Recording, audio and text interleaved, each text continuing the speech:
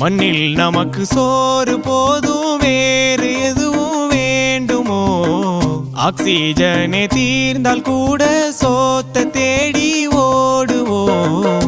டேஸ்டுக்காக வாழும் இந்த பாடிடா, கெத்தா சொல்லுவேனே நானும் ஃபூடிடா.